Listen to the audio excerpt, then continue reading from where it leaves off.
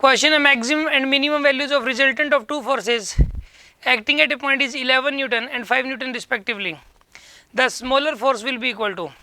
देखो मान लो कि दो वेक्टर्स हैं, ठीक है ना, F1 और F2।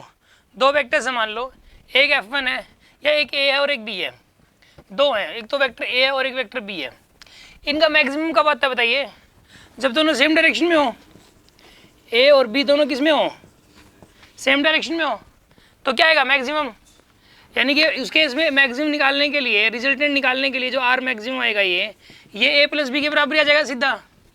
और ये कितना दिया हुआ है आपको? ये दिया हुआ 11। और मिनिमम कब आता है? जब अपोजिट में हो, A तो इस तरफ है और B इस तरफ है, A इस तरफ है और B इस तरफ है। जब दोनों अपोजिट में हो तब मिनिमम आता है। इस केस मान लो A बड़ा है B से, तो ऐसे केस में R मिनिमम हो जाएगा A माइनस B के बराबर। किसके बराबर हो जाएगा? A माइनस B के। और इसकी वैल्यू 5 दी हुई है, इसकी वैल्यू 5 दी हुई है। अब इंडिविजुअल पूछे गए थे छोटे वाला कौन सा कितना है, इनमें से छोटा बड़ा दोनों ही बता सकते हो। ये दो इक्वेशंस बन गई, इनको सोल्व कर लो।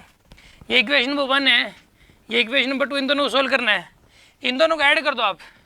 इन दोनों को अगर ऐड करें तो A प्लस A कितना हो जाएगा? 2A, और माई प्लस B और माइनस B 0। 11 और 5 कितना हो जाएगा? 16। तो A की वैल्यू कितनी आएगी यहाँ से? 8। A की वैल्यू 8 आ गई। और A की वैल्यू 8 जो है वो किसी में पुट कर दो। A की वैल्यू 8 इस इक्वेशन नंबर 1 में पुट कर दो।